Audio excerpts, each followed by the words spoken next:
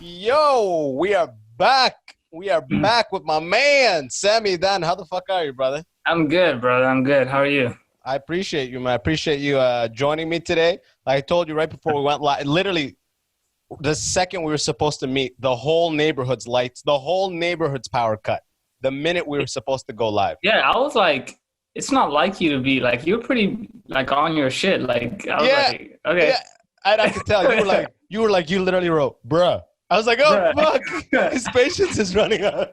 Because when you said, I'll send you the link right before, I was like thinking, okay, he'll give me an hour or something. But I was like, bro, it was like 6 minutes left. I was like, bro, like what's right before? Listen, bro, I feel fucking stupid as hell. This is the truth. You said 7 p.m. evening, right? Yeah. In my stupid head, I was like, okay, that's 4 p.m. Eastern time. Because I'm retarded, right? And I was dumb too, because I was like, yeah, that makes sense. Yeah, exactly. I was like, why didn't this nigga say anything? I went back and looked at the combo. You're like, yeah, we good. Bro, I literally was setting it up. It was like 3 o'clock. That's when I set 3 o'clock my time. That's when I was like, yo, I'll send you a link in a bit. That's why you saw that and working. And then I was like, oh, fuck, it's 10, not 4 for me. Shit. So my bad. Anyways, we're back on it, man. How's life? First and foremost, I got to ask. Who the fuck's Lamborghini was in that video, bro? So a family that I know in Sacramento, like they have a lot. It's called Diamond Auto Sports Center or something, and basically they fix up like luxury cars. Yeah. So they had like Lambos outside, Rolls Royces, and all that, like cars I didn't know existed. So, yeah. By the way, there's a Diamond Auto in every town in the continent. Oh, for real? I did not know that. No, that's not a fact. Don't take that as a fact. Oh. Say, Diamond Auto is the most like, have you ever been to Aladdin's Hookah Cafe? There's one in every town. It sounds like there would be one. I don't do hookah, but it sounds like, you know, like if I had to start a chain, Aladdin would be up there, like on the short list, you know? Yeah, you'd be like, yo, sick, Google it. Is this taken? It's like, yeah, 88 times. 88. In this zip code, you know? You just put something Persian, something that sounds Persian. It's all good. What, like rug hookah? Yeah, bro, between like rice and like Persian rice, I don't know what the fuck Persian rice is, but I'm eating the Persian rice. Like, it sounds nice. Just sounds soft. So, bro, do you know basmati rice? Yeah. I grew up. Me too, man. But I made the mistake one time of saying basmati in front of my Pakistani friend, bro. Oh my God. How do they pronounce it? Basmati. Oh, basmati. They'll be like basmati. Like with it. I'd be butchering those words. Oh, bro, he went in on me nonstop. But how's life, man? What's new with you? When's the last episode we did? Was it 4, 5, 6 months ago? It had to be like 4 months ago. Because I went back and watched some of our... I went back and watched a few of it. I think it was either early May or like late April. I think it was probably like late April because that's when like I start doing well on TikTok, and then that's when like I connected with you, et cetera, et cetera. Yeah, it was and since then you have taken over, by the way. Since then you are the god of TikTok now. I bow to you, bro. Dog, honest to God, I look at your account, be like, fuck, like I'm trying to catch up. I'm like, bro, I swear, I'm like, Sammy's figuring out, because TikTok had a wave where it's like, this works. TikTok is a fluid thing, you know? Yeah. So now you are hitting it. Kudos to you, brother. I bow to you. I'm literally looking at your shit. I think I found a couple lanes that work, and it's kind of like that like awkward character of just.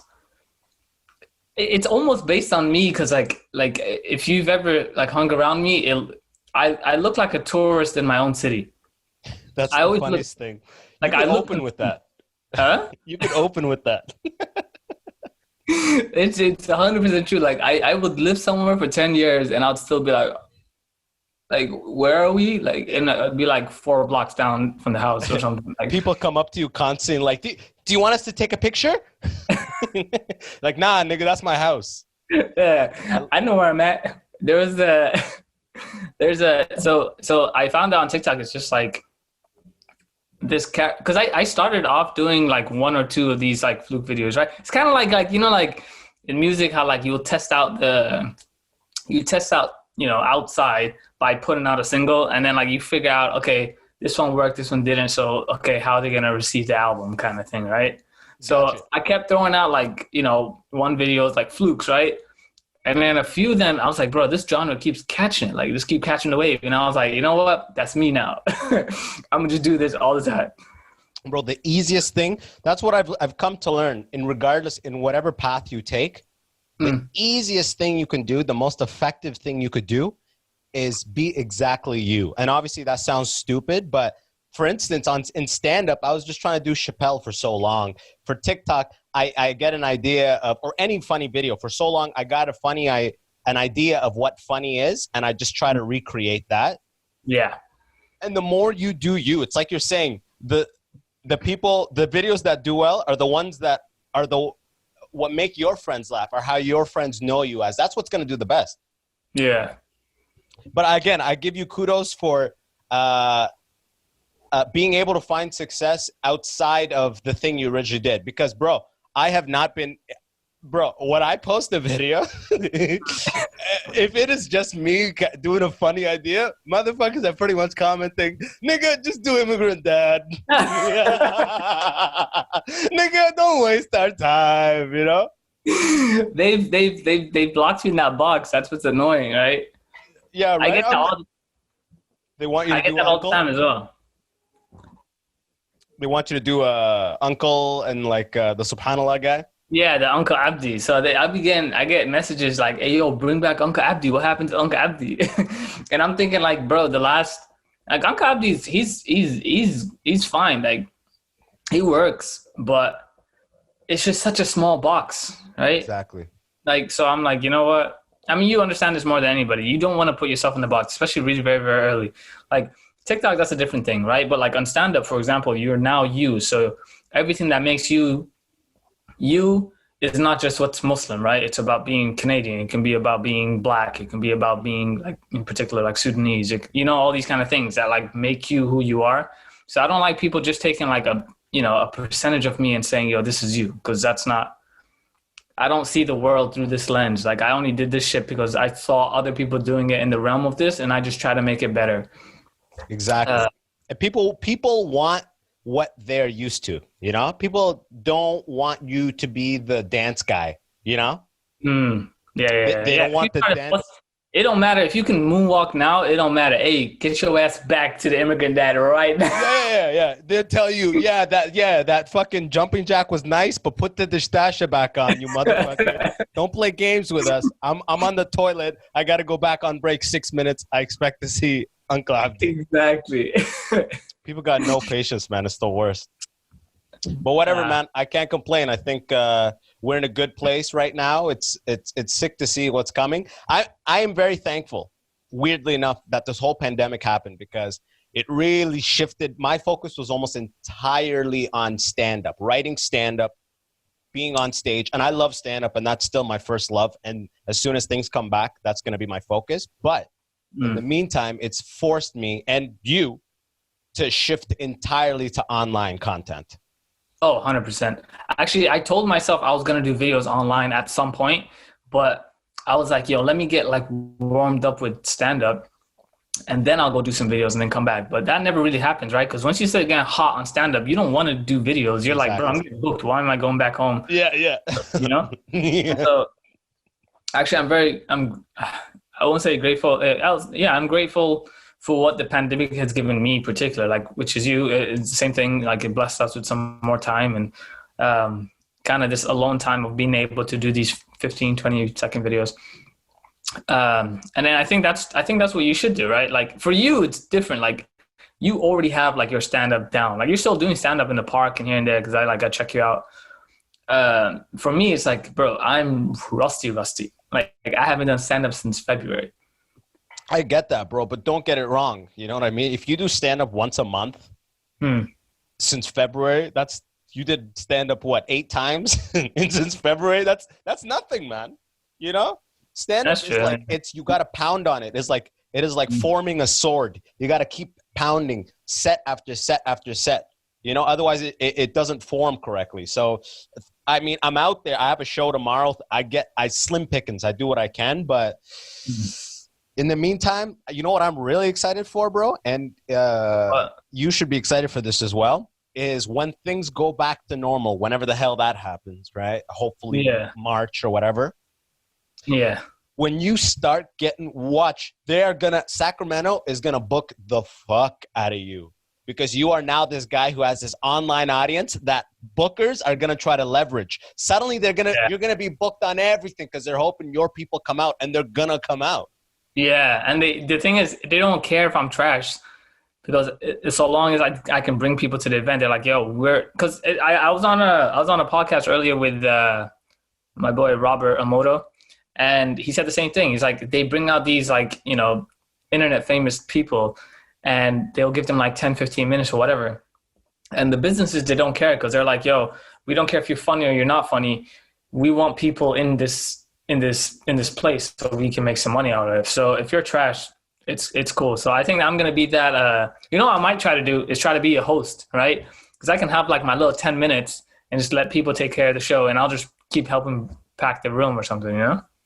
Yeah, but do you have dreams of like, or hopes or plans of working your time and having a set and being like a touring working stand-up, or do you just kind of want to focus on the online, or do you not even want to? I don't even want to do. I don't like the online thing, bro. Yeah.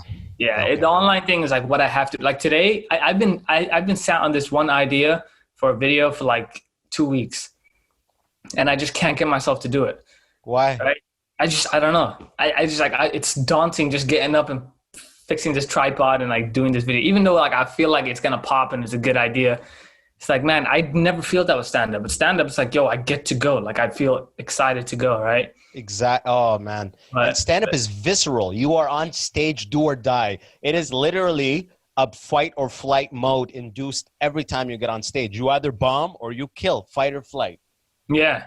And I think, I don't know what it is. Maybe I just, that's how I realized it. Cause all my friends were telling me, yo, get in the YouTube game. Like, yo, you got this many followers on here. Just try to do the YouTube thing. And I'm like, I'll try. And then I'm like, I couldn't imagine making a living off of YouTube. Like being in like doing whatever the fuck I'm doing right now. If this is my living, like, dog, I'm gonna just go back to being an engineer, because this is not exactly what I envisioned as being like an entertainer or anything. Yeah, man, I'm in the same boat. Trust me. And I'm not even doing engineering. I'm doing the thing they are telling you, and it's over. It is a long, long road. And I know you're supporting your family. I remember you told me that last podcast. And if those requirements are still in place, they're still in place. You know what I mean? If luckily I told you I got to a position where other siblings took the weight off of me. Yeah. So they let me breathe and let me pursue this. But if you don't have that, you don't have that right now. But that's not a block for your life. You know what I mean? You can't look at that. Having that actual limitation is a blessing. And I don't think you realize that shit till later. No, I don't complain about anything. Everything that's ever happened, even the things that I deem to be bad, always end up working in my favor. Always. Isn't the universe beautiful like that, man? I love it. I don't attribute it to the universe, but yeah. I mean, bro, whatever you say, alhamdulillah, thank God, thank the universe. However you want to say it, I'm not even speaking directly to out of like my but just, I'm saying for everybody listening, and it's going to be probably 85% Muslim. Alhamdulillah, you know what I mean? Like, bro. Alhamdulillah. Bro, there's one guy right now like, yeah, if you're saying that, why don't you bring back Uncle Abdi? What the fuck? This guy's a porn. Yeah. Nah, he's pretty much, like, the thing is, I told my friends, like, a lot of other Muslim TikTokers, I'm like, yo, I can I'll do stuff with you on your videos as Uncle Abdi so that he's still alive and that people get it. Right. But I'm not like, this is where I look at this as a career, right? Like I can't keep cornering yourself. Yeah. Pigeonhole. I can't keep doing that, you know, and I have high hopes, and it's almost like it's one of those things, man. It's like you're trying to make something out of nothing. And it's like, I don't know. My gut feeling told me just stop doing those videos and focus on just doing something that's very general and broad. You know how I felt a little racist last week though, because it's not sustainable, right? Well, that's true. But the other thing is like I don't know if you heard me. I think like kind of buffered, but I was like, now that I look at my followers, like I keep checking like who's following me, like what kind of people are following me, so I kind of get the idea of what demographic I'm reaching, right? Gotcha. And And I catch myself every time I see a bunch of white people following me. I catch myself smiling. I'm like, hey, bro, like maybe I'm being a little racist here. I don't know why I'm happy that a bunch of white people have now found my videos. You should be. You should be happy. That's the sign of universality, which isn't even a word. You know, bro, that is a good sign. That's a good sign. When you have Puerto Ricans following you and Mexicans and whites and Somalians, who would want to just have that Somalian Desi or whatever you want to call it? Why would you want that? Yeah. You know? The thing is, again, I told you, like, I study a lot of people. Like, I know people.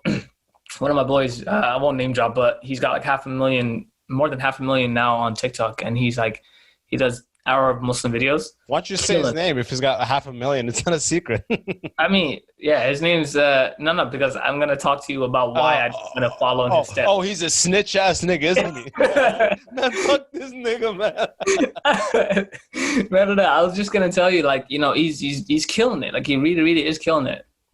But you look at it, and like, I know of like the return on his investment from being that huge on that platform, and it's just not what you would think it is, right? Oh, bro, I already understand that. When I'm at, I mean, you broke 100, I'm at like 85. I mean, we're engineers, we have math backgrounds, we know how to extrapolate, you know what I mean? Yeah. And whatever you're making now, times it by 10. I mean, obviously the scale changes, and once you have 1 million, it legitimizes you a lot more. But let's say for the sake of math, you multiply it by 10 for 1 million followers, still not worth it by any means. By any means. And I'm not even talking about money. Like, I'm talking about return on investment in terms of like time, like your time, and like where you're trying to go. Like, are you like, what are you trying to do with this? Are you trying to take these followers and like, are you going to write a book and drop a book? Are you going to start a podcast? Are you going to go in stand-up route? Because a lot of these things are just like, what are these followers worth if they're not there for something that can actually like sustain you in any way, right? And I, in my comments, I hit like the weekend I hit 100K. It was that one video with the Lamborghini, right? Yeah, I know, baby. Trust me. Yeah. So I did 2 of those videos. The first one, I did it, and I was like, man, this shit is fire. Like, it's going well, right? And so I finally broke 100K. And I remember telling you in the last podcast that I can't wait, that my goal was 100K. I was at 12K. You at 12K. Yeah. I was at 12K, yeah. So then when I'm like losing my train of thought now. What was I talking about? You're saying once you broke the 100. Oh, yeah. So I got a bunch of comments like, yo, about this guy with a Lamborghini versus me being TikTok famous. This one guy goes, hey, yo, he might have a Lamborghini, but you TikTok famous, so who's really winning, right? And then, you're like, him, dog, him. Yeah, 100 by all means. But the funny thing was, like, he was being sarcastic, but the comments in there were all like serious, and they were just like, obviously the guy with the Lamborghini, because the Lamborghini's worth 200K, and this guy only got like 100K on TikTok, which means he's probably only made like 10, 15K max. And I'm like, dog, I made $200. What are you talking about? That's so like, funny. Isn't that hilarious to think that's the math they do? That's the math they do. So that's why I'm like looking. Then I start looking at all my celebrity, like the people I like follow, like the celebrities I follow, and I'm like, oh, I thought these niggas was rich. Yeah, right. Right. I'm like, there are a bunch of I mean, I can't tell you who's lying, who isn't. I know who got real money, who doesn't, right? But. Bro, let me say this to all the people who know. I have 85,000 followers on TikTok. Working on Instagram, content on a daily basis. Yeah. You know, the only thing I have paid out thus far from everything really is a rapper paid me $250 to make a TikTok with a single the day it dropped. That's it, everybody. Wake the fuck up. There's no money in this. There is no. I had a guy hit me up. He's like, "Hey, yo, if you post this song, if it does 100 likes, I'll give you $5." I'm like, get the fuck out of here. Yeah, like, first of all, I get 100 likes in a second, and second of all, like. And second, it's like, bro, first of all, the thing is like the audience that changed. I get different messages. Like before, it was just like, "Assalamu alaikum, brother, love your videos, amazing," or kind of like, "Hey, stop being kufar and making, you know, these kind of videos and all that kind of shit." And so there's that. But then now it's like a new type of thing. Like niggas just hitting me up like, "Hey, Jesus is the way." Nigga, listen, okay? Because they didn't see the old videos, right? Bro, anytime an aggressive Muslim hits me up being like, stop what you're doing, all this shit, I always just respond, the hellfire, with exclamation marks. But what you're doing is you're doing immigrant dads. It has nothing to do with like. Oh, but bro, back in the day, I did a lot of. I did that one video. You know, a Muslim converts a Jehovah's Witness. Was it the one that came to the door? Yeah, you had it came to the door, bro. Yeah.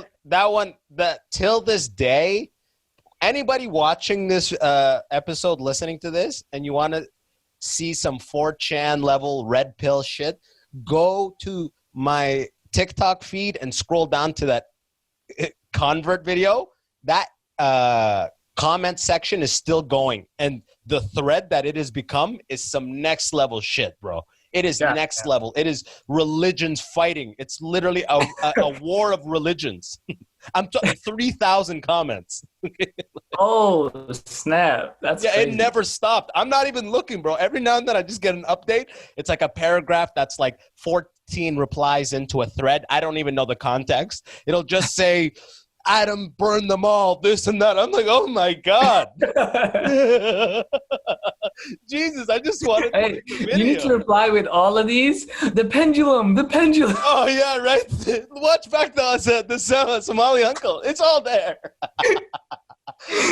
Bro, but I do want to say, though, the only big plus is MANSCAPED, and this is not a plug because I was literally wearing this shirt all day. I was gonna ask you. Yeah, go ahead. Bro, I'm wearing a shirt that says MANSCAPED. You were bound to ask sooner or later. Yeah.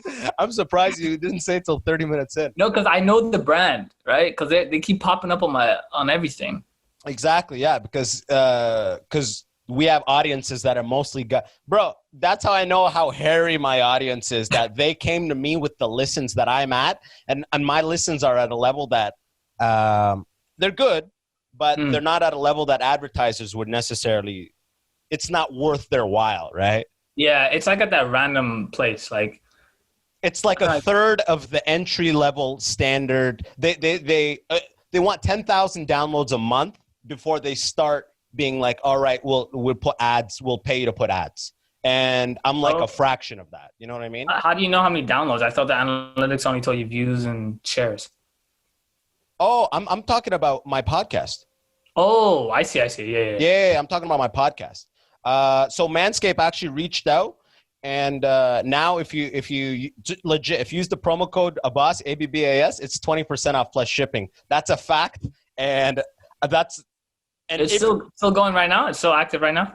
Oh, it just started. Okay. Yeah. Sorry. So how long? The ads are gonna start going in my podcast for November, because this is what the MANSCAPED, I might as well just be transparent. They go, look, we're going to, because you're so small, if we get 10 within the month, we're going to run these ads on your podcast for a month of November. And if you get 10 purchases with that promo code, then it validates you as somebody. And then they start paying some small amount for me to insert ads at the beginning and end of podcast, because I told them, I don't ever want to have ads in the middle of a podcast. I just don't like that. Yeah. I don't like having to be driving and then click that skip button. You know what I mean? Yeah, I feel you. So I'm like, so if that happens, whatever. It'll all happen with time, but man. Yeah, at some point, someone's going to reach out to you like, hey, yo, we want this right in the middle of the podcast and we're paying you this much money. You're going to say yes. No. They don't define where they want it. They want the ad. But they say we'll pay this amount for 45 seconds, 30 seconds in place A, B, or C. A being beginning, C being the end, and B being the middle somewhere.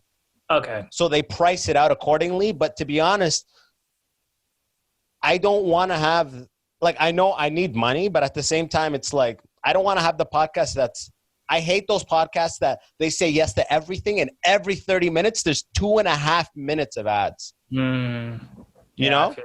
2.5 minutes, like Tiger Belly. I love that podcast, but I'm like skipping and then skipping back, and I'm like, where did they start talking? Where did they end the ad? You know, like. Yeah, that's true. It does destroy the listening. I actually started to do that with TikTok as well, because like I just realized like I'm saying yes to too many things, and so now I just dialed it back and I said, no, look, unless you're paying this much, I'm not doing it. And I set the price pretty high, right? That's smart.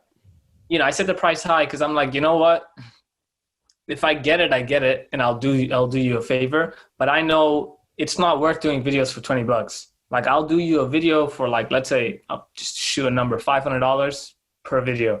If you want to pay me $500 for a video, cool. There's not a line of people trying to pay me $500 for a video. Correct. I'm not trying to flood my whole feed with market, with brand deals anyway. So it's kind of like a win-win for me, because I don't want to.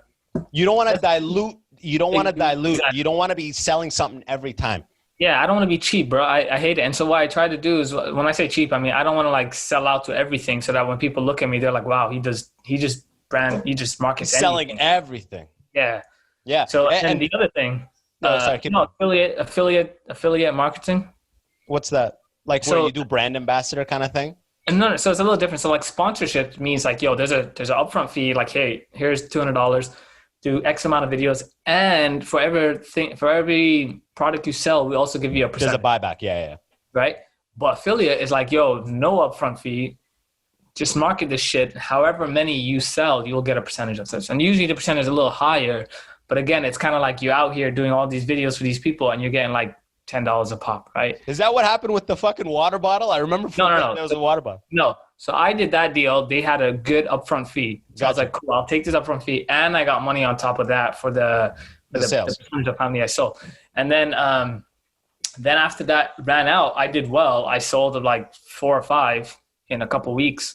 They were like, yo, we will want to extend this offer, but now there's no upfront fee, but we'll just give you more percentage. But I'm like, no, that's trash. I'm not doing that shit. Yeah, it's like, okay, so now I'm just your official water bottle salesperson, like fucking water bottle guy. Like, no, I'm not trying to do that. Yeah. No, that's why I'm so happy. I'm not like some high school kid that will do anything for $2. You know what I mean? Bro, you have that money fear is not really there. So it's like you have your basic needs covered, so you can say no, and that's the best thing for you. By the way, you know falafel kimchi? Yeah. Falafel actually gave me that advice when that artist reached out to me and was like, yo, do this for me. And I was going to be like $50. Yeah. You know what I mean? Because I didn't get paid anything at that point. And God knows how many hours I put in, right? Yeah. So I was like, but Falafel's like, no. All these guys talk. So you can't undervalue yourself. Because as soon as you say this amount to this one, they know that's the standard, you know? So he said, throw that. He told me the number. And I was like, no way. And this dude was happy to do it, man.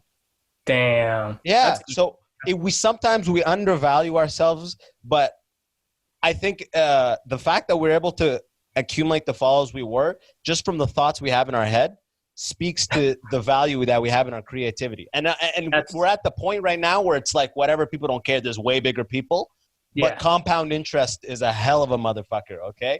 It's going to get us to a beautiful place, bro. Oh, inshallah. Hey, I don't want to, it's kind of stupid mistake I made. My laptop's about to die. Can I just grab the charger? Are we cool? Yeah. What was I going to say to you? I don't know how you edit bro, this you stuff. Changed, man. You changed. Look, yo, buy water bottle, bro. My nigga Sammy with the blue and beige walls. Bro, those walls, that looks like a plush purse. That's some nice walls, man. Did you paint the blue or did it come like that? No, it came like that. It came like that?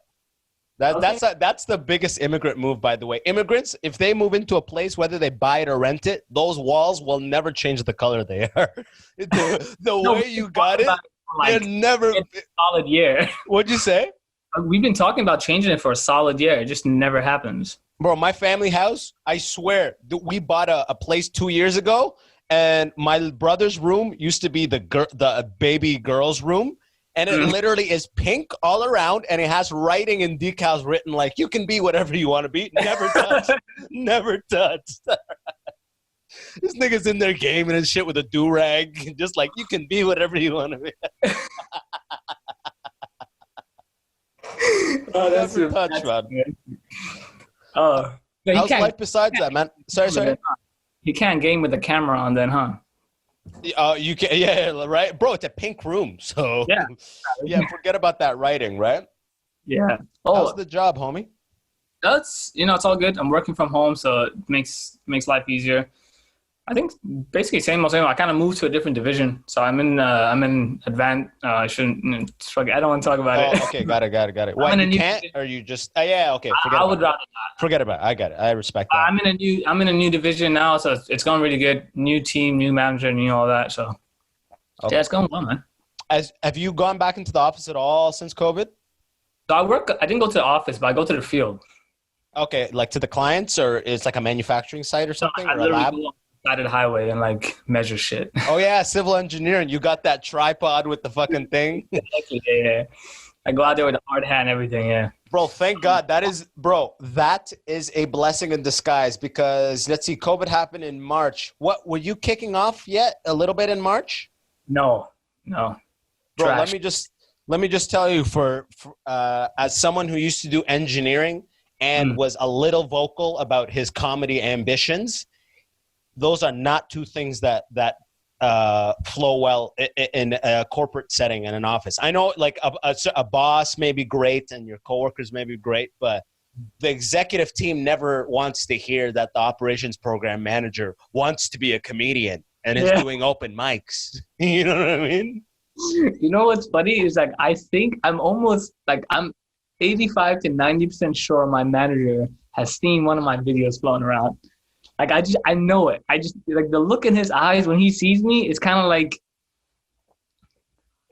I don't know how to explain it, but it's like, you know when you catch someone doing something stupid and now only you two share that secret? Yeah. That's how he looks. He's like, it's kind of like I hope you've straightened up. Yeah. I hope you stop playing.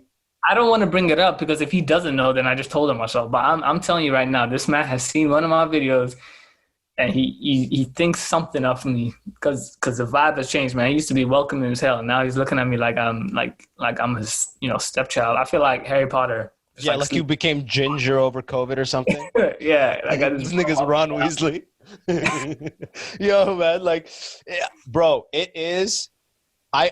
Imagine this. I wasn't just an employee. Being an employee, part of an employee family, that's awesome. Let's say you have some sort of creative ambitions. It may get weird. I was a consultant at a startup. So I'm like a second-class citizen. Now you hear the consultant you're paying X amount of money to work for you for 3 months does stand up at night, is doing comedy. Bro, the vibe I got, they would, first of all, everybody, my coworkers, peers would be like, yo, man, we got to come out to a show one time. Man, that's great. Man, that's amazing you do this. And they would just look and never bring it up, never address it, beat right around the bush, just like never would ever acknowledge the topic. Like, all my peers are talking, they would never acknowledge the fact that you have an interest outside of that, ever. Yeah. But they don't show up. Do they come to a show or no? Oh, a couple of people back in San Francisco. Like, now that I live in Toronto, like bro, when that weird phase between, like, things open back up, like, what is it? June, July, August, September. Yeah. I had people coming up. Like, I actually started to see a return. That's what it is. You know, you're saying, how do we take that audience and bring them to a point of, like, fruition, so to speak? Yeah. A podcast is it what? As stand-up comedians, that's what it is. And when you see them come out, when you see 5 people come out to a show being like, yo, and, like, seeing me alive as if I'm, like, looking at me as if I'm not just, like, a guy is awesome in the sense that they came. But it's weird because it's also, they're like, yo, you're here standing? You're like, yeah, homie, I stand. I got a few of that in a coffee shop. And then also, funnily enough, I got at a funeral. That's the worst. It was the worst. I'm like, I had my mask on and everything. And then this guy goes, hey, I know you. And I'm like, I had my mask on. He goes, hey, put your mask down. And I put it down. He goes, Subhanallah. I'm like, bro. And then he gives the rest of the eulogy. Anyways, he'll be missed. He was an amazing person. We just buried a man. Why are we talking right now? Like, this is off. But yeah, that thing you were talking about, like the compound thing, that's really, really true, man. Like, I kept telling people, because people hit me up about the same thing. Oh, yo, man, I want to do videos, but how do I start? Like, nigga, just start. Like, just turn on the camera and do some shit that you think is funny, and just it probably won't, and just keep going and just keep posting it, and then you just get better over time. But what you meant about like focus on the catalog as opposed to going viral, like that has changed the whole game for me, because I'm not chasing like a trend, or I'm not chasing like this particular video. I figured out what I am, who I am on the video format, and then I'm like, yo, I know, because then you can't exhaust it. It's like an inexhaustible well that you could just keep pulling stuff out of, right? Exactly. So, you yourself is an inexhaustible well. That's perfect. Yeah. And so that's what I took, and I'm like, yo, if this doesn't work, it's fine. Just do this. Just do this. And I'm like, I don't have to. I'm not like those people who are just like, oh man, look, I'm gonna film this. You gotta do a flying kick and kick him in the balls, and then let him fall, and then we can throw paint on everyone and some bullshit like that. Like, yo, this is gonna get like 2.5 million. Like, it's like 8 guys the whole day. Yeah, it's like, it's stupid. Like, I'm not gonna do that. And like my brain coming into this was like, I think I have to do that if I want to be successful. But the idea that I can go back to 20, 30, 40, 50 videos that I'm happy with it's a lot better of a feeling than saying, hey, I got one that did really well, or two that did. I mean, at the beginning, I chased themes too. I would always go to the trending TikTok, and we're speaking obviously about TikTok in general here, because that's kind of like our forte a little bit, so to speak. But yeah. I remember I would go to the trending section, look at the trending hashtags, and be like, how do I make a video where I could organically use this trending hashtag? And I haven't done something like that in like 6 months, but I used to always, and I never had one pop off. Because the trending stuff, you get a boom day one, and then it's done, right? Mm. And it's always stupid. It's just like how to clean the inside of your dryer. Nigga, I was in here, like I almost fucking lost my arm trying to do this stupid trend where like they're like doing this weird thing where they're cleaning the inside of their dryer. I'm like, what? I like had to pull back. Like, what am I doing right now? Yeah, right. Right. It's so stupid. Bro, I just had that feeling the other day. I was literally checking Instagram notifications. I grabbed my phone to check it. I'm in the left lane doing 120, 75 miles an hour for those American listeners. I was like, 120, that's all right. Yeah, damn, nigga. So what are you in that Lamborghini from Diamond Auto? Shit. No, bro, I'm in the left lane, and I check and I'm looking, and it's a bunch of notifications, and I swerve a little, and then I just think, oh, am I going to die checking Instagram notifications? Is this what the fuck is this where I am? I'm going to die looking at these likes. Yeah. Yeah, that's me at light stops. I'm like, yo, how's that video doing? Like, let's go back and try to look at it. Oh, good. I like these comments. Bro, it's the most addictive. You got to I do a thing where I post and I stay off of it for like an hour and a half at least. Because if I don't, or like 2 hours, I try to stay away from Instagram. Because if I don't, I check every 5 minutes. You know what I mean? Yeah. I check every 5 minutes, and I'm like, if it's not going up what I think, I'm like short of breath. I already feel the anxiety happening. And if it's doing really well, I'm like, oh, you know, I'm happy as fuck. You know what I mean? Like, it made my day. And that, if the video's performance is defining how you feel, you're already fucked, you know? That's kind of the boat that I was in, because I feel too good when a video does well. And I don't want to do that, because I don't want to get attached to the highs, because then the lows are just that much lower, you know?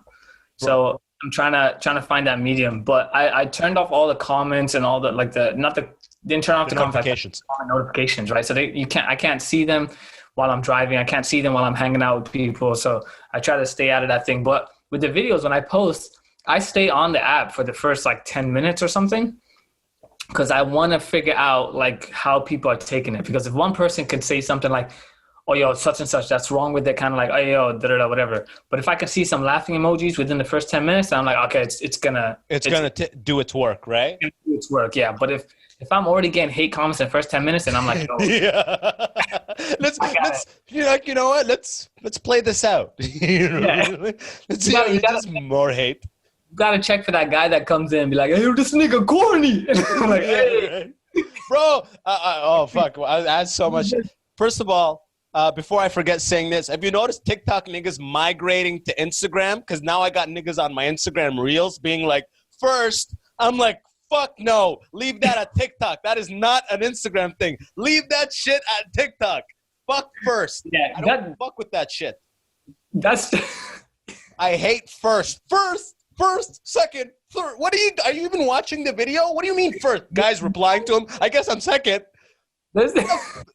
I want to block people like that, bro. If you say first, I want to block you. First. Yeah, it's funny how like this how much it annoys you. That's why I'm laughing. Bro, the problem is I fixate on those first comments, especially when the video don't do well, because you'll have 3 comments. It'll be like first, hi, first. No. Yeah. I'm gonna fucking kill my fuck. You know what I mean? So for me, it's like, first of all, I know that the people who comment first, then there's no way they watch it, because it would be like a 40-second video and they comment within the first 3 seconds. So there's no way you watch it. That's what I'm saying. That first bullshit. But it's also like, even if they do it, I'm like, I say stuff like, oh yeah, you the GOAT or whatever. Like, I actually appreciate them because I want more people to comment and be like, yo, if I can get a chance to be first on one of his videos, he'll reply to me or something like that, right? Or he might follow me, or he might whatever. I do the opposite. I do negative reinforce. I reply to every comment except first. I like and reply to every comment I can, and I don't like and reply to first. You know what I mean? I hate when people reply a day late with first. That's the shit that bothers me. It's like, I know you're just trying to get it out of me, like. Or like they'll say like, does the king reply? Oh, people always do that, man. Does I'm the a goat king reply? Now. You called me corny 3 weeks ago. Fuck you. I have one guy who, I hope he's listening. He comments on every video I post. He just goes, Sudan. You got niggas like this. Somalia. I get that. I get the Somali flags. Like so when I stopped doing the Muslim content, the Somali content kind of stuff, and I just started doing broad stuff, they felt, I feel like some people were just like, oh no, we're losing him, right? So under every white person's comment, they'd be like, you know, he's from Somalia. And I'm like, bro, they don't care. Fuck. But and you know what you're talking. Huh? Sorry, B what? I'm like, A, they don't care, and B, it's like, you're not losing me. Like they can probably, a lot of these people either think I'm either like East African or Indian. That's one of the two. There's the 2 things I get. You definitely got an Indian vibe, but the curly hair throws it off. Yeah. I used to have short hair, so yeah. You're like, it's a perm, but who cares? I was gonna say, you know, you said you turn notifications off. I've had notifications on every app turned off way before I made content, just because I recognized that thing where I was addicted to the feedback of it. But I gotta say, there's nothing more addicting than turning on the app and getting that red, being like 99 this, 99. You're like, yeah, baby, 99. It can't go higher. Yeah, I'm killing it. 99 plus, nigga. 99 plus. That's the thing that gets me. It's that plus right there. Bro, exactly. It's the worst when it's 98 or 99. You're like, I'm not even clicking it until it's plus. Yeah. Even though it's 100, fuck it. It's a stupid drug, bro. Like I know a lot. I noticed a lot of things that I try to get out of. Like Instagram is one of the. I'm still new to like posting content on Instagram, right? Because TikTok, I'm very, very used to. Like I don't really care too much about each comment because there's so much more comments, right? Exactly. So I do my best to reply to a lot of them, but like it's impossible. I'd be on my phone all day. But the Instagram ones, like the first day I post something, I reply to all the comments that first day. If you post this, if you comment the second day or the third day, I might like it if I get to it, but like I'm trying to build a community there, you know?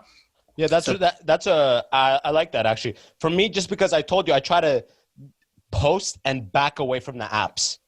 So sometimes I'm so busy, I like literally won't reply till the next day. It'll be a whole bunch of comments. I'll always reply to pretty much every comment I can, except if it's a really popping off video and it's like, you know, when videos really pop off, it'll be like 100 or 150 comments. Okay, I can reply. But then there's also like 3 comments that started a thread where there are 40 comments in about some weird shit. And I can't like that. I don't even know what's happening. This is just a forum happening in this under this video. Yeah.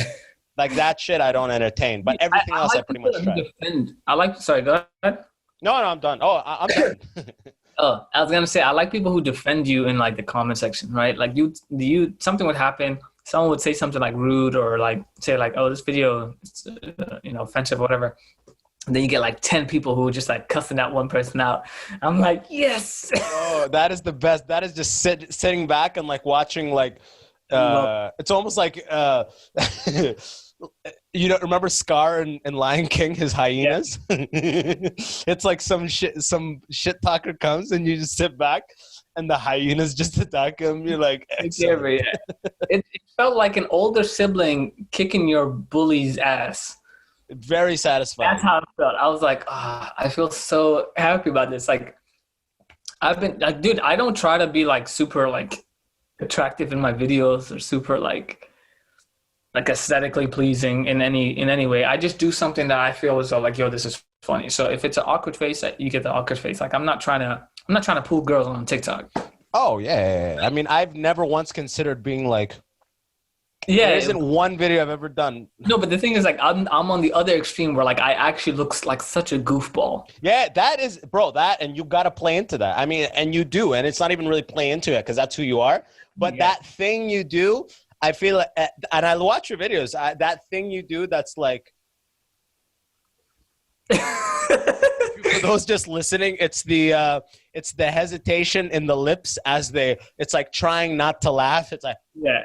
that is your signature thing. When your video has that, it kills every time. If you can put that in your video, it's like silence that's something you learn in stand-up. That silence is golden. A lot of times in stand-up, you think that a joke you wrote is not funny. Oh, I didn't deliver funny. They're not laughing. All the audience really needs is 2 seconds of silence, and they're gonna laugh. But early on, you would just storm. Roll right past it with your next joke. Oh, fuck, that one bombed. But really, you're just going too fast. You're not letting people absorb shit. Yeah, you gotta let it breathe. Exactly. So that doing that thing is like. But do it right now. We gotta do it. It's like it's almost like he's nervous to say it because he's about to say some bullshit, right? So like, and then he'll say some bullshit. Bro, but that's the thing is, like, when I look at the comment section, like, a lot of people just like, oh man, that lip quiver is out of here, like, this shit is hella funny. And then you get some other people like, hey, yo, he ugly as fuck. I'm like, hey, like, I'm not out here trying to pull people. Like, I don't care how I look to you, this is just a video, right? And then so it always like like every time I see those, I'm like, yo, alhamdulillah, like, I'm not a model, like, I'm a comedian. And so because I would fail in that arena, right? So, but it's just, I would much rather be called ugly than corny. Oh, without a doubt.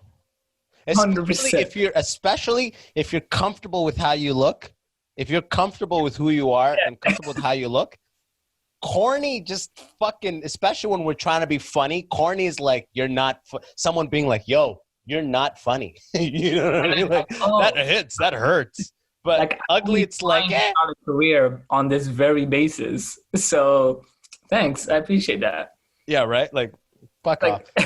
But yeah, because it's not like high school anymore, right? Like, I look like I'm 15 in a lot of my videos, but you can't hurt me. Like, I'm 26. You can't hurt me. Like, it doesn't. And it would have fucked you up, bro. Imagine we were doing this in high school. It would have ruined us. Oh, yeah. It would have ruined us. Hella. I even if I did this in college, I'd still be okay because I was still pretty like confident in college. But if I did this shit in high school, yeah, you're right. I would have sunk every last moment into it. I would have been like, this is a chance for me to get approval, like mass approval right here. Fuck chemistry. You know? I would have done all the stupid trends. I would have died probably trying to make a cool video. That's what I would have done. Yeah, you just been on, and that's, I love how we're talking shit, and I was just checking Instagram doing highway speeds like yesterday.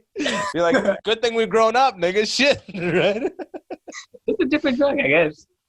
It just affects people different. Like, our parents are addicted to WhatsApp, right? But they'll be like, look at us like we're weird because we're on Instagram. Like, you keep in touch with your friends and family just like we're keeping in touch with ours.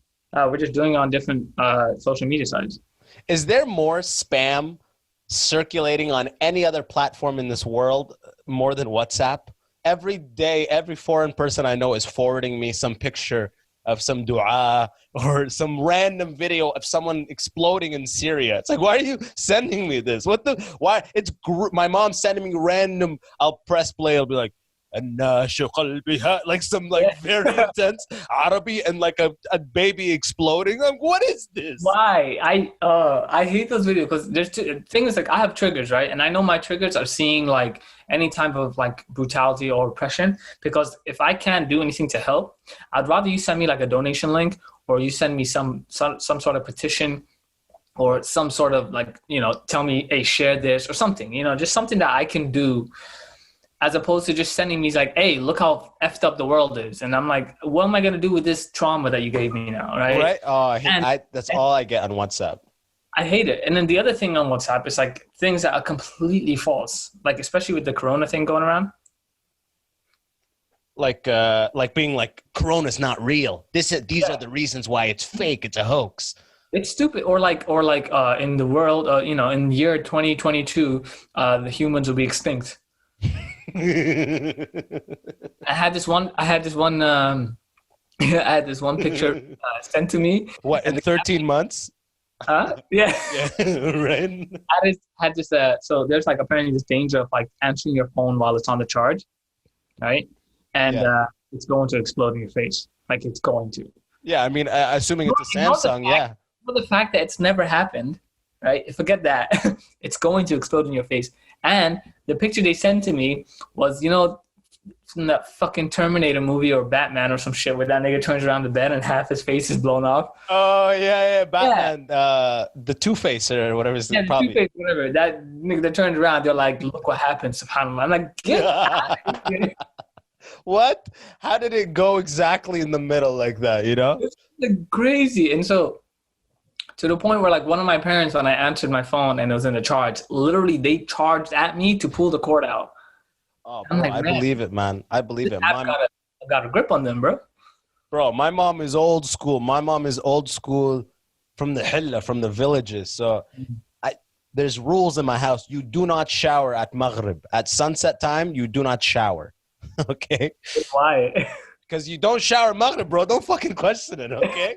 I don't know. You just don't. I'm assuming something bad will happen. I just don't. Abbas, what is it? You know what I mean? If there's a thunderstorm, don't shower because it'll electrocute the water and, you know. Oh. There's all these rules of when not to be in water, in a water stream, close to water. You know what I mean? So many of those. Usually something has happened for people to turn around and be like, because this is the thing. Two things can be true, right? Thunderstorms, you know, bad, right? And like showers, I don't know, something bad could happen there, right? But I think it's the I'm cause. Following so far. The cause, right? Like they'll connect two things that have shouldn't be connected, like whatsoever. I remember there was I don't know how to explain this. I think it was like, so the Corona and 5G, right? Like those two things they're not the same, right? And so people were saying, and I'm telling people like family members. This is the same 500,000 follower guy from TikTok, nigga. You're just not saying his name. Like, I can't say this nigga's name. This is like actually relatives like who are sending us stuff, saying stuff like, oh, 5G is literally going to like spread the Corona faster. Like these two things stop. That's one of those things where it's like that's something that's like not falsifiable, which is, it might be like falsifiable is like, you can't prove that it's not. That's kind of being like, I have an invisible goblin in my basement. How do you prove you don't?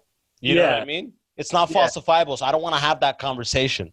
Exactly. You know what it is? What it really is nobody is really no one is informed on 5G, right? Yeah. We just know it's the next level of speed and it's so fast. Why could it not give us COVID, right? Like we don't know. I don't even know. I have an engineering degree. I don't even know, right? Like when they say some next shit about 5G is going to give us brain cancer, will it? I don't know.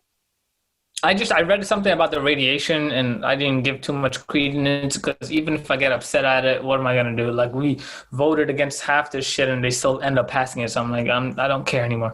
But the point was like, like you said, it's not falsifiable. Like how am I supposed to explain to you that what you're saying makes zero sense. I don't even know where to begin. Exactly. Yeah. Yeah, I don't even know where to begin. I don't. Right? Like, okay. Especially especially with us with engineering backgrounds. I've been in situations where, bro, this is the one time me and my friend at the University of Waterloo where we went, it's a co-op program. You got to do co-ops. You got to do 4 or 6 co-ops throughout it. You know what I mean? Yeah. Work terms. One time we worked at a tobacco plant, Rothmans, Benson, and Hedges, and there was a problem with an old elevator, and they brought in some master technician, okay, who's fixing it high level. And me and my buddy were fourth-year engineering students at this working jobs there as interns. This dude was so smart. He was blowing us away, right? Saying shit, and then he goes, yeah, I've got soon I'll get my perpetual motion machine working at home too. I know what you're thinking, but trust me, I have a way to do it. I use magnets. And we were just like, fuck. You know, it just dispelled everything that we were so blown away by. Like, perpetual motion, bro. Like, I don't even know where to begin. Like, what? You're going to try to create more energy than you're putting in? What the fuck? You're working on this? You have a family you support? It reminds me of all those like memes that say like, you know, like when you realize you're not gonna make it out the hood, it's like this nigga's not going anywhere. Like, bro, I remember me and my buddy as soon as he said, "Yeah, I know what you're thinking, but trust me, I've got away with magnets." We just literally looked at each other like, "All right, just back away from the situation." Let's just leave. Sometimes it's just easy to let people fail on their own. Oh yeah, we weren't gonna talk shit. We can talk about it later, right? Imagine we see the headline: Ontario man discovers creates perpetual motion machine. Law of thermodynamics now under review. And that would be wild, but Remember? I don't. Sorry. Go ahead, because we had this one time. I'll say just one thing that I had a discussion with somebody. You know those little things that you put, it's like I don't know what you call it, but like it's almost like a covering that you put on your food when you put it in the microwave. Like saran wrap? Or like, no, not saran wrap. Like a microwave cover? Like a microwave cover, right? Yeah. Somebody told me, like, yo, I'm gonna buy these so that when I use the microwave, I don't get none of the radiation. Wow. And it hurt. Yeah, but that you could at least begin to explain why that's wrong. Yeah. But like it was just like like sometimes like it's just like it hurt so much that I couldn't correct it right away. I had to like let it breathe for a minute because I felt it's just one of those things. You were angry. You were almost angry. I was so angry. You were pissed off that you even had to be put through hearing that. I was so pissed. I was like, someone's gonna pop out with a camera and be like, "Hey, so why did you punch that man in the face?" Like, Bro, I remember when they said the Large Hadron Collider. They're like, they discovered a particle faster than the speed of light for like a month. Yeah. Faster than the speed, and then a month later, like, oh, my bad. There was just a cable was disconnected. My bad. That was wild. Physics is good. My bad. Because that would have changed everything, right? I knew it was a mistake. I think the whole scientific community kind of, because it literally would. It would change everything, How we understand everything, yeah. But the thing is, it's weird. Is that like why would anybody publish that or say anything or talk to the news or whatever, report it without like going through like 100 different checkpoints or people to like verify it? Well, apparently they did verify it. Like as their hardware was set up at the time of verification, they did it again and again and again, and it kept giving this result. But they just, I guess they forgot to plug in an HDMI cable,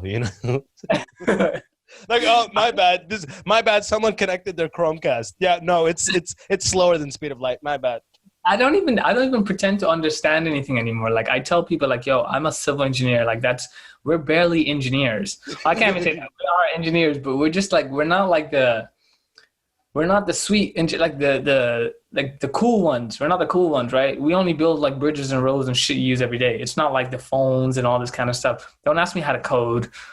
I don't know. You know what I've discovered though? As funny as it is, because I've been in a bunch of sectors, Every engineer seems to think they're not a real engineer. Software will be like, man, I'm not a real engineer. Real engineers build bridges. Civils will be like, nah, I'm not an engineer. Real engineers build phones. Hardware will be like, nah, real engineers design Google. You know what I mean? Like, and then I have a nanotechnology engineering degree where no one is even pretending we're real engineers.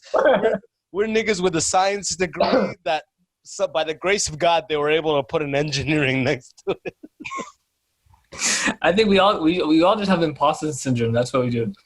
Yeah, that's life. That's life, and that goes back to the fact that the way to be successful is to literally embrace that. The way to be successful is to embrace your weird and quirky Somalian upbringing in Sacramento. You know what I mean? That's the only way to succeed, is to literally embrace that.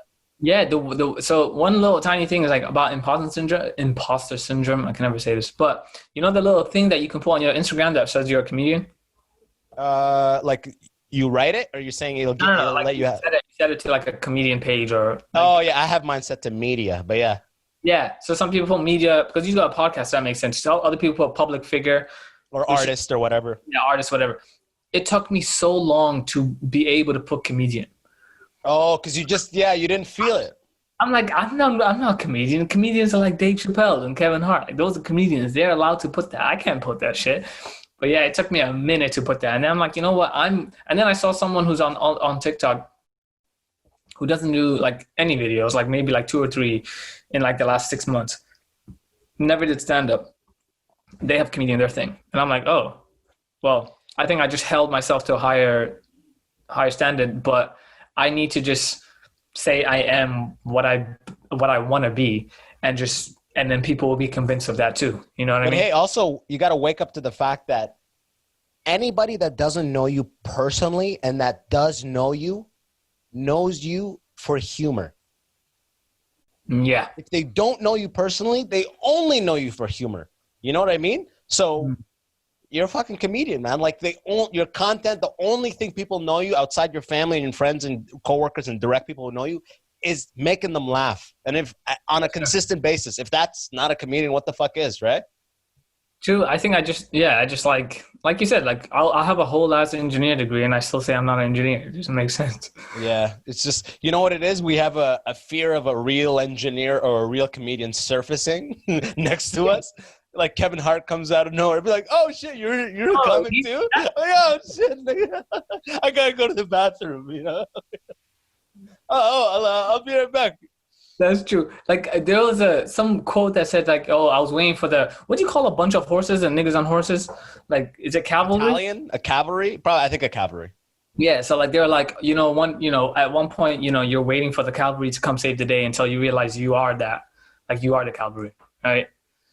Yo, that's some deep shit right there. Yeah, so like it got to the point where I'm like, as a kid, you always thought like the grown-ups are supposed to save the world, right?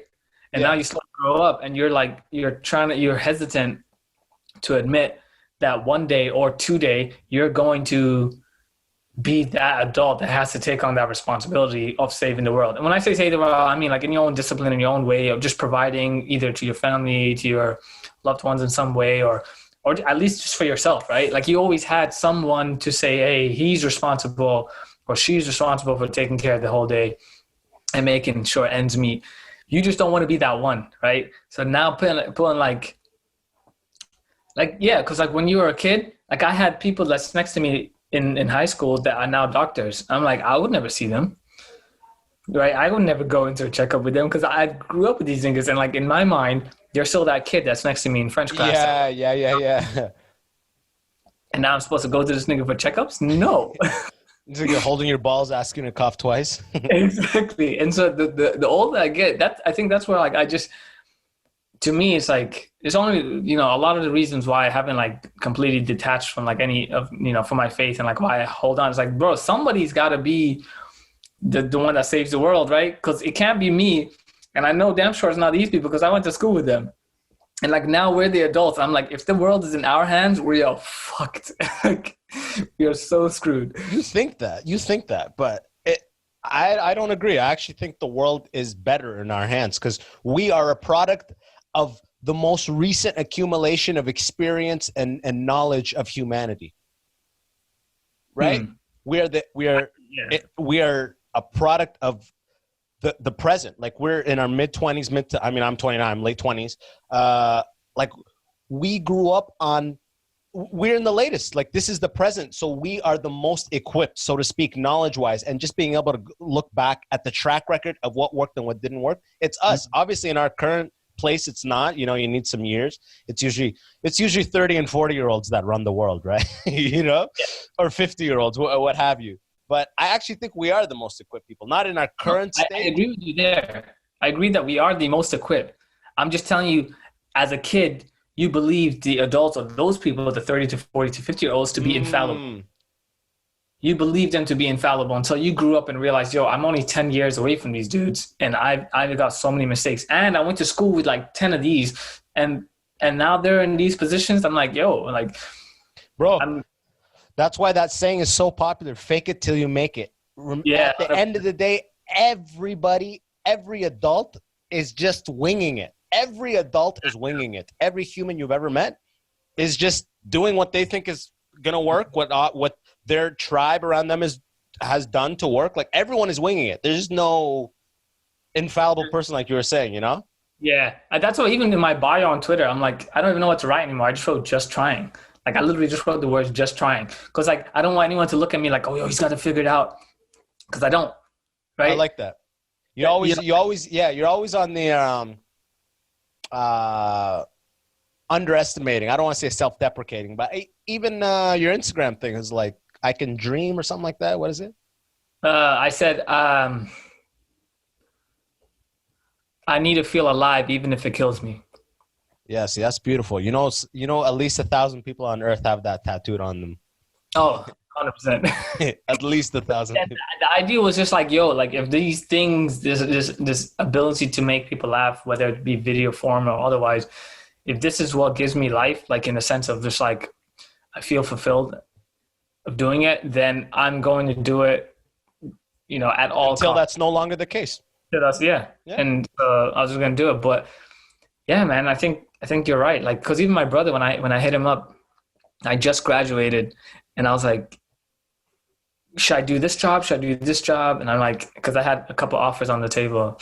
And then I told him about all these little things. And I'm like, what city am I supposed to live in? Like, what's the right answer? Just tell me the right answer, right? Because I'm trying to live life properly. Like, I'm trying to just do this whole life thing right. So I kept telling him, I kept calling him, like, what am I supposed to do? Like, I can go to this city and work there, and they pay me X amount, and I'll be working in this little niche. Is that the right answer? Should I go over here? They pay a little bit more, but it's, maybe I'll be able to stay home, save more money, whatever the case was, right? And then he just told me, he's like, I'll tell you just one big secret in life. And I'm like, he goes, no one knows what the hell they're doing. And I'm like, you're lying. And then he goes, nope, it's serious. He goes, we're all just big babies with bills. That's awesome. That was the perfect. I still remember after like 3-4 years of him saying that, it's like, that's a perfect analogy for like how I see everything. It's like, we're just really big babies with bills. Like no one knows exactly what they're doing, but we all, like, especially with rappers, like they come off with this energy of like persona. It's that persona of like, what to do. You're so calculated and you're this and that. Like, bro, you don't know if you'll drop dead tonight. Like, let alone figure out a 10-year career while you're in your teens, right? Exactly. Especially coming from engineering, where like there's a definite answer. We will learn that there is a problem, there is a solution, right? And once you leave and you're in like just in the free fall of the open world, you're literally trying to get your brother to advise you on what's the perfect way to go. And he's like, perfect is not a thing. Perfect is whatever whichever decision makes your inside feel the best, that is the decision to go. Yeah, that's true. So that's why sometimes I would much rather be in a predicament where I have no other alternative, right? Bro, because I know that I'm doing the right thing. You know what I mean? To be honest with you, that's why I left engineering. And obviously this is not being like, man, you got to quit your job, bro. I'm struggling out here, bro. Join the struggle, nigga. I can't eat. I'm eating apples for dinner, nigga. Okay? But, bro, my brother passed away in 2017, and I was in a cubicle job. It was very flexible. I was a program manager. It was a cubicle, but I could leave anytime, go to the client, or go to my house, smoke a hookah, right? But just keep my outlook on. But when I went back after he passed away, and I'm doing open mics already. It just didn't. My insides were like, what the fuck? Like, this is, what are you doing here? You could. Nobody's promised for tomorrow. So I'm like, man, let me just put a fire under my ass, because I've always been like a sucker for necessity. You know what I mean? I've always, all through work, high school, or everything. I need that pressure. That's why I love stand-up. I'm the funniest when I have to be funny, you know? Yeah, yeah, that's tough. I'm not like that, but no. Yeah. You do it at your own pace. The point is, I can already tell about you. There is no promotion in engineering that's gonna make you be like, man, fuck this comedy shit. This is a nice office, you know? So that being said, it's like, if your heart is in the comedy stuff, your future is gonna be in the comedy stuff, bro. Whatever route you take, leaving the job and doing it the way I did it is how I did it. And maybe not even the best way that I would have done it, but I did it. And it's not like the way to anybody else to do it, you know? So no, I feel you. I think what I was more so getting at was like, when I exhausted all my job offers. Yeah. I took like one, I worked there for like a week, and the other ones were still allowing me to give more time because I just gave them a later date or whatever. And then I bounced around a little bit. And then I got to a point where like, everything was like sort of pulled under my feet. Like I had no option, you know, they either called and rescinded their offer, or, you know, it didn't work out or whatever the case was, right? I got to a point where like I was unemployed for like 5 months, and then I finally got one job offer. Yeah. I'm telling you, like after 5-6 months of applying, which by the way is still like very, very grateful to be like only 5-6 months unemployed. What a terrible job industry for you to be able to be like, thank God it was only 6 months. No, but I'm saying, you know. Yeah, I know. I'm being grateful. I get that. Yeah, I'm just saying the reality is. I'm freaking out. I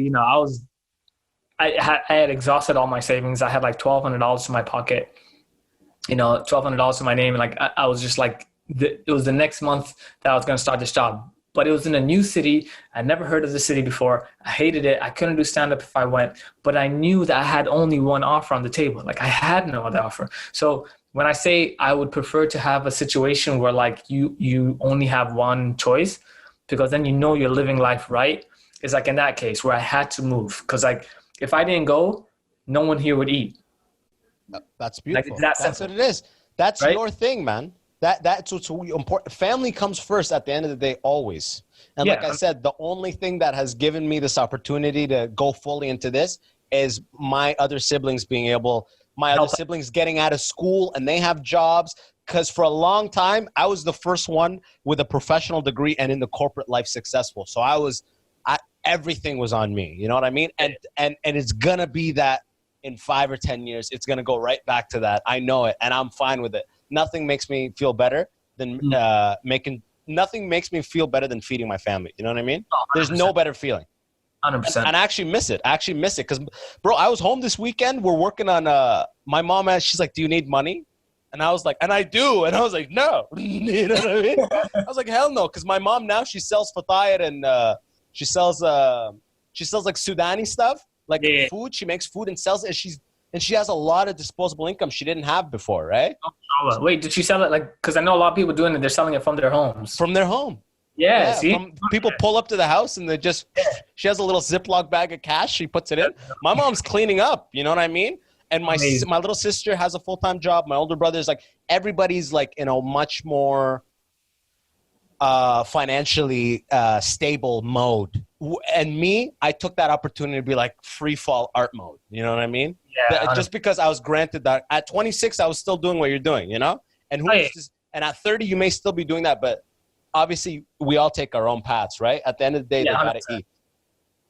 No, 100%. That's what I'm saying is like, I know the right thing. Even if I'm never able to do comedy for whatever reason, which I can't foresee it being. That won't happen. It'll be your death. That's what it'll be. Yeah. But what I'm saying is like, if I can't do it in the sense, like I cannot leave this job because I have to stay with it, then even if I never get to pursue the dream and I did this and I just kept using it to provide or whatever, I would be fine with that because I knew I lived life correctly. Again, I was only gifted one option, and that option was I have to feed these people. Hey. So, you know what I mean? So like, sometimes when you ask yourself, should I go to take this job, take that job? you only have one option. So like you never question it. You're like, yo, this is what I'm supposed to be doing. So I can go to sleep at night knowing, yo, I did it the right way. Here's the reality. Here's in my opinion. Here's how I look at it. This is just my point of view. You're going to keep doing, obviously you're going to keep doing your thing. It doesn't matter, everything, right? But at the end of the day, years down the road, if you keep honing your craft, the best way to the most sustainable way to make your family eat is to follow your passion. I know it doesn't look like it right now, but following your passion is the most sustainable way, because that is when you will make a living for being Sammy and Dan. You won't make a living being an engineer. You'll make a living for being you. You're being paid for you coming. You're being paid for you doing this.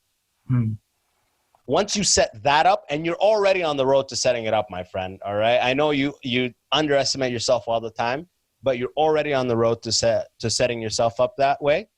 That is the best way to feed your family. You're aligned with your passion. Your passion is making you money, and your passion is feeding your family. Right now, you're looking at this engineering thing more of a duty, and that's older thinking. That's old thinking. You know, that's why I did engineering, and I went that. The reality is, you just have to invest the years in making comedy be a bread earner for you, and it takes years. You know, I just did the free fall right now, and I'm fucking struggling. Don't do this. Stay in your job and do comedy on the side until you can back away from it. You also took a free fall for like how long now? 2018. At the beginning of 2018, I stopped doing like any engineering. The only time you like really started to struggle was during the pandemic, when everybody who does this stuff is struggling. Right? Yeah, you're right. I'd say that, but I was struggling in 2019 too. But you know, I'm saying, I'm talking real struggle is like 2020. 2020. Yeah, this is definitely the lowest, because I'm just living off of the country's benefit right now. Yeah, and see, if you lived in the U.S., you wouldn't have that either. Yeah, exactly. Yo, if I lived in the U.S., yeah, I may have gotten some sort of like. The problem is there's no part-time engineering, especially at our age. You can work for a company for a long time and then retire, and they'll be like, work part-time for us because you know everything. But if you're a young person, there is no part-time engineering opportunity. Yes, true. I only know a few people who've done that, and that's like women who are like pregnant. Yeah, pregnant or something, and they're allowed to work from home like 2-3 days a week or something. But that's the dream, bro. But then I'm thinking about this remote thing, this remote work. I'm like, yo, if I can travel and do comedy, like, yo, I can travel, and during the day I can do like 8 hours of work or whatever. Somehow figure it out where I do 8 hours worth of work and go to do a couple of shows. Because otherwise, wouldn't you just be bored in a bunch of hotel rooms? Yeah, well, that's looking. Can I ask you this? If comedy, if just comedic endeavors and creative endeavors paid for your living and your family's living, would you do engineering? No. Then there's your answer, bro. I mean, like, it's as simple as that. It may take 5 years of grinding to make that shift, but that's the dream. It's just run toward that thing. You know what I mean? That's because you know why? When I was doing open mics every night after being in the office, bro, I was losing my mind. It is too much mental bandwidth being used. We have jobs. I can't speak for you, but my job was mentally taxing. It was mentally taxing. And then I was going into the city and then trying to be funny. And it was tough, man. Something had to give sooner or later. I think you just hit the nail on the head. You know, earlier we just said on this podcast when I said, yo, you know how daunting it is to like get the tripod and set it up and try to do the videos? Yeah. That's my version of an open mic right now, because I don't have anything else to do expression for humor. So I think the reason I do that is why videos are just like, for me, I just like, I have the idea, but I just won't do it for a long time. It's because I'm just so drained after work. I mean, there you go, bro.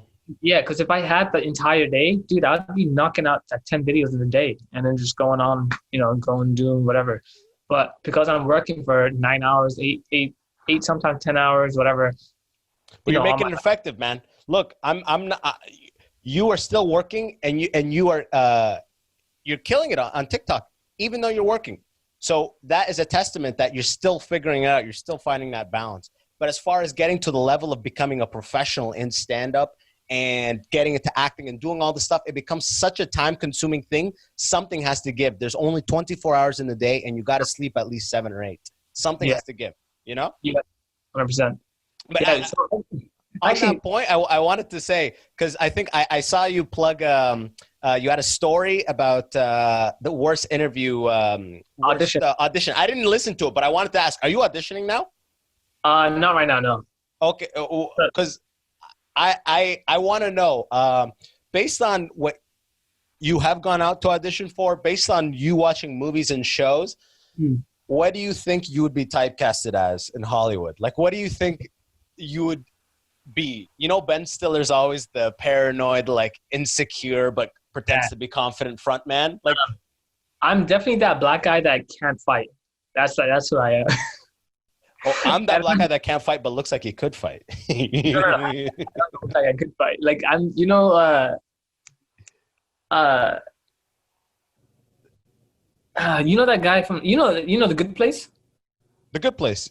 Yeah. The Good Place. I was thinking The Quiet Place. What's The Good Place? Netflix series. Or another option would be like,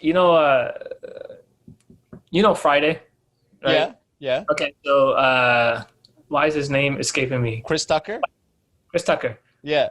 know how he's just like he has all this lip, but he always comes in. He's all talk. That's me. That's 100% me. That's all I do. That's my typecast because I'm not tough. I can't even come across bro. I had just one audition where I had to be tough. Like I had to be like some gangster, and they were doing like a white and black. Even the way you said that's hilarious. I had to be some sort of gangster. It was a really deep and complicated role, and I really had to get in tune with my childhood to kind of. It was trash because they call it like noir, right? Which is like the black and white films or something. Yeah. So like I had to sit down and be like all gangster at this like round table, and I'm like there, and I'm like talking to this guy about bringing me the money or whatever, and I just like I'm like, I had like a serious face on for like a second, and then I was like, and then I forgot the line, and I was like, what was the line? And then I just like, and then she looked at me like she didn't want to help me. She was just like, "Hey, bro, like, do you really want to keep going?" Yeah. I was like, you know what, bro, this fucking. Because I think my headshots, some of my headshots, like I did it well. Where I was happy in a lot of them. I was like, somewhat like I tried to do different types of expressions, right? And I had a few where it was really close up of me just looking like mean mugging the camera, basically, right? And then I get there, I'm just like, "Hi." And then they're just like, "What the fuck is this?" They're like, just read from page 3. All right, just a second. Hey, yo, stick it up, nigga. You ain't shit, nigga. Back up, nigga.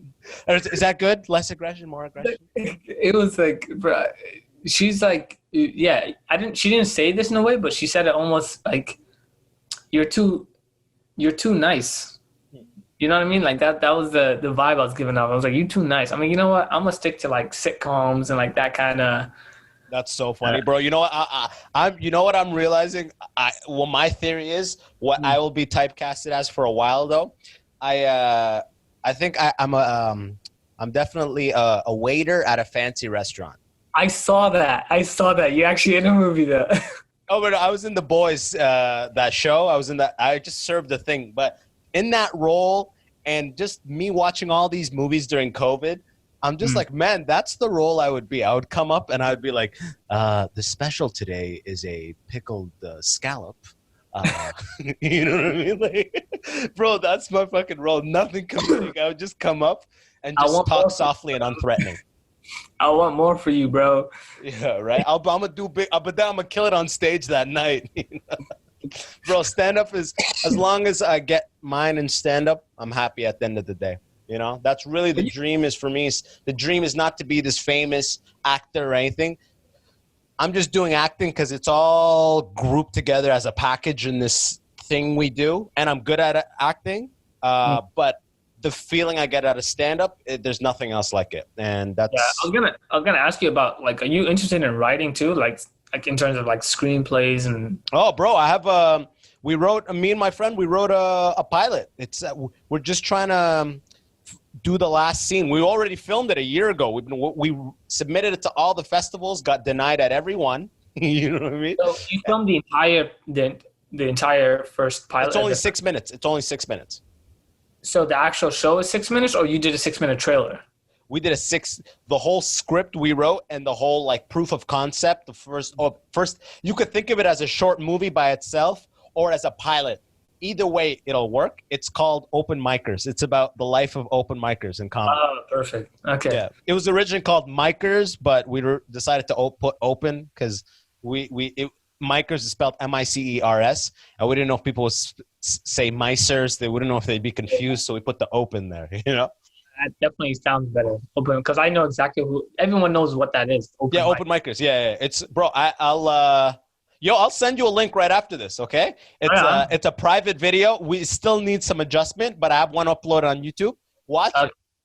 No, I'm super down because I'm trying to work on one myself. Like I'm writing right now actively, and I'm trying to film like a 3-4 minute proof of concept so that I can, try to pitch it somewhere, like whether it's a festival or small networks or whatever, whoever will like allow me to work at it. Yeah, but that's also the old thinking shit, that allow thing. Bro, just write it, shoot it, and like shop it around. They'll probably all say no because it's only people that really know people and who are already in the door that really get picked up. But even getting a rejection from Netflix is still nice. It's an email saying, we'll consider it and get back to you. And they never do. But it's still kind of cool to get an email from Netflix, you know?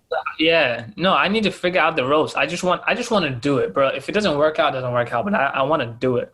Yeah. It's all about the doing, man. It's all about the doing. That's the most useless thing to say. It's all about the doing, bro. It's all about the doing. But anyway, homie, we're coming up on an hour and a half, huh? Oh, damn, shit. I did not realize. Yeah, bro. You're fucking in that room with blue and beige walls. You don't even know what's happening with time in there. I'm just, when I get into this talk about like this, like passion, you could do these things. Like, I know, like I say, like, I can't do the videos and stuff, but bro, I can't even, like, if yesterday, a couple of days ago, I had an anxiety attack because I haven't been writing anything. And like, it's like almost like my body knew that I wasn't working hard enough at the thing that I say I want. And like, it just gives me these signals. It's like hyperventilating. And I was trying to go hang out with, the guys yesterday, or there's like a few group of guys that I trust not to be going out and shit. Yeah. So I went to go hang out with them. And then I just, on the way there, I started having like, anxiety attacks. And I'm like, I got to get some work done. Like once I get some work done, then I can feel my body like, or at least I know that I put in some work and I'm not just like wishful thinking, So I got there. I said what's up to everybody. I sat in a corner with my laptop because I always take it with me.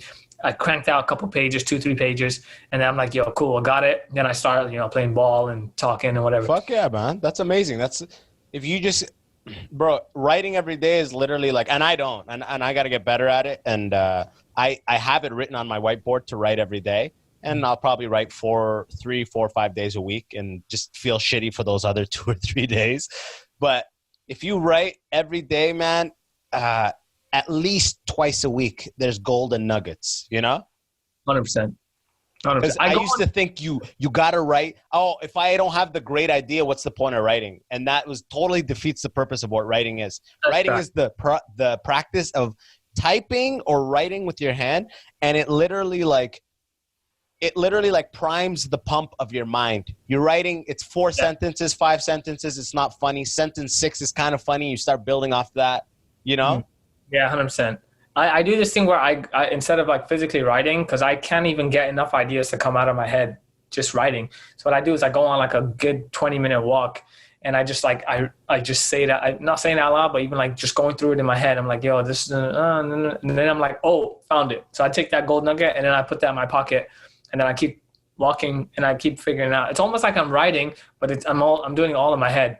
Oh, you think way better when you're moving. Yeah, and then I go back after I come back home or back to the laptop, and then I just like write all the things that I wanted, that I got from that, that mental thing. Yeah. But you have to do that. You have to go in this world of whether it's you typing or me walking and thinking, or some people talking it out, right? They got to talk it out with somebody. You just got to, it's just an act of like sort of like digging, like you're shoving. Yeah, it's literally, exactly. Raw ore. Yeah. There's gold in there. You just don't know where. And all you know is you'll find gold if you keep digging. Exactly. And then the minute that you think that, I'm just only going to dig when I see the tip of the golden nugget, you're an idiot. Shit. You're not going to do anything. It's nothing. Yeah. And that idea was probably present to everybody. So it's something that's probably overdone anyway. Right.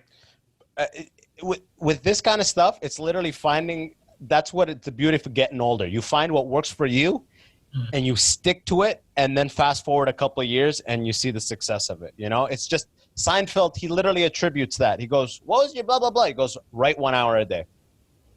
Yeah. I don't even.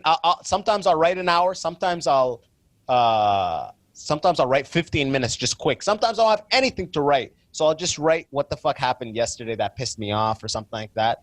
And even if nothing is funny in it, nothing, I just see shit written. I'm like, I did my job of at least digging today. Let's move to the next thing, you know? Yeah, and then you go to sleep guilt-free because you did your part. That's how you know you're going to be, that's how you specifically know you have a career in comedy, my friend. That guilt is what tells me that that's what your core, your being wants, you know? The fact that you have that guilt. You don't have guilt being like, I didn't save that Excel sheet tonight. You know what I mean? There's no guilt about, I forgot to forward that meeting invite, you know? There's guilt about writing. Yeah, there's guilt about writing. Because it's like, it's almost like, am I lying to myself when I say I want to be a comedian if I'm living like this? Right? Like, I'll catch myself on I watch all the Harry Potters again this year. Yeah. Right? I know you're a big fan. I do this every year. So I'm like, sat there, I'm like, because I don't mind the fun. I let myself have fun and do shit and, you know, go on trips and whatever. So long as I do my due diligence to this thing that I'm convinced, or I've convinced myself and others that I want to pursue. You know what I mean? Bro, you know what's beautiful about YouTube, my friend? It is a endless abyss of content. And I think one day when you really hit it, people are going to be able to type in your name, Sammy Adan, and they're going to be able to find podcasts of right now, of 2020, when you didn't even know. You're like, I know I love comedy, but I got to do this. And at that point, you were already hit. And when you go back and watch this, it's going to be amazing, you know? Yeah, man. I do that now. Like, I'm kind of annoying where I just search my name randomly. I'm like, well, what's going on? Hey, what are people talking about? It's usually someone that shared one of my videos, right? Like, I'll search like a key phrase, like, less is more, my brother. Right? Yeah. And I found a couple on Twitter, like, oh, they're tweeting about this. And like, somebody took that video about me giving the guy that came out the Lambo, it gave him $1. Yeah. Somebody said, hey, this is how you look like when you defend billionaires. It was hella. That's fucking hilarious, man. I was like, that's prime. I love it when people repurpose your content for shit you don't even know. I love it. And then you're like, okay, go forth. Go to the internet. Spread. You got to act like that's what you were getting at. You know? Yeah. You're like, yeah, you picked up on it. Nice. Okay. There's some other shit in there. Let's see if you figure that out. It's called art, bro. I always do that. But brother, let's land this podcast, man. I got one last question. Do it. Yeah, we're good. So how do you separate, because sometimes if I have a bad day where, you know, whether it's work or like personal life or whatever, it will affect whether or not I want to do a video that day. It will affect whether or not I want to go to an open mic that day. And even if I went to an open mic, I can't bring the same energy as I would if I'm like truly like good. Like I'm not upset at nothing. Well, going forward, I'm like, yo, life is full of like crazy stuff. And if I'm trying to make a career out of this, how do you separate like something maybe that's pissing you off, something that went wrong that day, from the craft of going up and acting as if nothing's wrong? You know what I mean? Well, that's the thing. The beauty of it is when you get good, you use that emotion. You don't pretend like nothing's wrong. You use the exact emotions and create humor off of exactly how you feel. But right now we have bits that know that work, and we're not really at that point where we can just go up with our raw emotion and kill with it. So we stick back to our bits, right? But at the end of the day, just from my point of view, this is how I think about it. Regardless of how you're feeling, I have never regretted going to the open mic, and I have never regretted making the video. But you always might regret not going to the open mic. You always might regret not making the video, and I fucking hate regret. I hate regret. That's the only thing I fear is regret, really.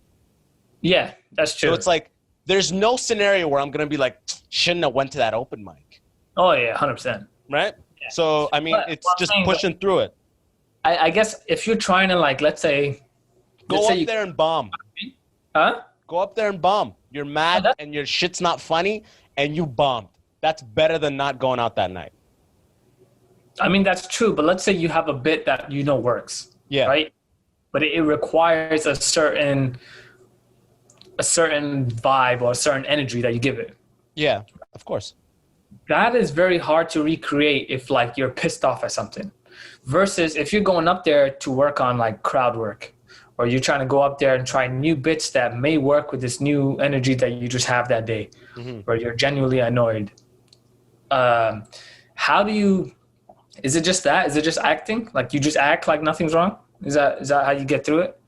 It depends. I mean, I would say the best acts, the best comedians in the world would not. The best comedians in the world would ride the emotions that they have. But at my level, if I'm angry and I go up angry, I may not navigate my way out of that. It may just be an angry set that's not funny, just because we don't have the chops. But you have to go up there and be angry and it doesn't work. And then later your head's going to be like, fuck, if I just use that anger for crowd work, if I just use that anger, went into that bit this way with the anger. Like you have to failure produces success, right? You have to accumulate these failures essentially. So the answer is, I don't know. I'm not at the level to know. I just know that if whatever you're feeling, use it. And if it doesn't work, you could think about it later, right? True. Okay. But I also heard somewhere that every time you get on stage, every time you should have a goal. Whether you want to work on something, whether you want to work on your showcase set, a new bit, a new tag, practice crowd work, this whole set, whatever it is. If you're so consumed by this thing that's fucking you up that you don't care, the set is just muscle memory. The set is just you're guilting yourself into it. Maybe don't do the set.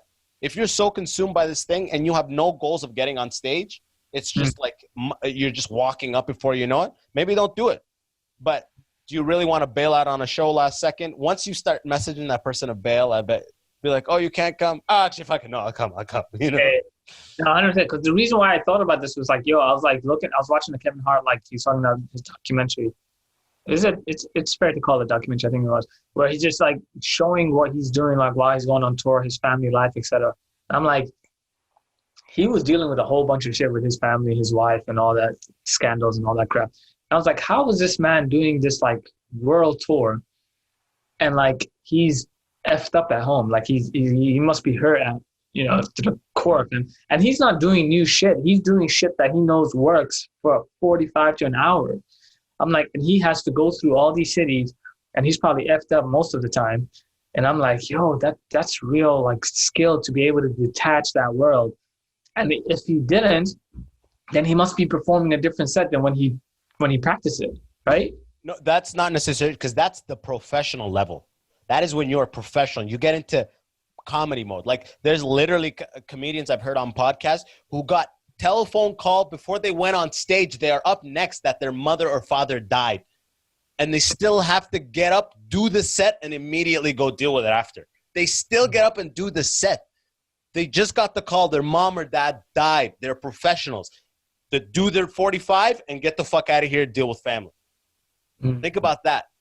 That's wild. So if a pro can do that, then that's any other scenario can be handled by a professional. If a surgeon is about to go into surgery and he gets some terrible news, he can't be like, yo, I got to go handle this. He might, depending on the news, but you would think he'd be like, all right, I will deal with this after surgery. Yeah. Regardless of what the news is, you have to perform surgery. And you have to look at comedy. If you're looking at it as a career, you have to look at it. You have to respect it to the same level as anybody would respect a fully professional career, But then again, we're just scrubs. I don't really know. This is just what I don't really know. I'm going to watch this video. Who knows? Maybe 10 years from now, I'll be like, ugh, look at it. Ugh. Ugh. Why was I wearing that MANSCAPED shirt? You're going to forget all about the sponsorship and just be like, what the fuck was I wearing? I'm not going to get those 10 orders and they're just going to jump me. No, I'm a cop one for sure though. Yeah, if you want one, but 20% free shipping, that's, bro. I know, I need one anyway, so I was going to get one. Trim those balls, fam. I know how Somalians get. Bruh, pause. But yo, I think the people who are watching this or listening to this know you, but as always, tell them where to find you. Oh yeah, so it's the W Sammy, THE, the letter W, Sammy, SAMMY, on everything, Instagram, Twitter, and TikTok. I don't really use much else. Oh, on Facebook too. I'm starting a Facebook page too. So the W Sammy on Facebook. Fuck Yeah, yeah, man. This thing is going. This boy's not playing. He's starting Facebook now. That is not playing. That is commitment. Okay. Yeah, because I learned the trick, man. You get a community on Facebook. It's easier to invite people to shows. It's easier to sell tickets. So. Facebook has a lot of groups where people are actually looking to see where stand-up is happening. Mm-hmm. As always, all his shit is going to be in the description. So just look down and you will see it. From my end, I already plugged this Manscaped. Use promo code Abbas, ABBAS, 20% off plus free shipping. You know, for you hairy fucks watching, cut your shit. For you ladies watching, it's a great gift. I'm just saying. All right, help me out. I'm gonna be selling water bottles soon. Okay. But also bonus episodes on the Patreon. So check those out. Every week there's a bonus episode that drops plus some extra shit in the background. But besides that, thank you for coming out. Thank you for watching this episode. Sammy, thank you, brother, for coming on. Sorry about the power thing at the beginning. Oh, for sure. No worries, man. Thanks for having me, man. Always, man. This we'll drop this episode. Actually, I'll 1 sec. Yo, from my end, peace. Tell him peace, Sammy. Peace.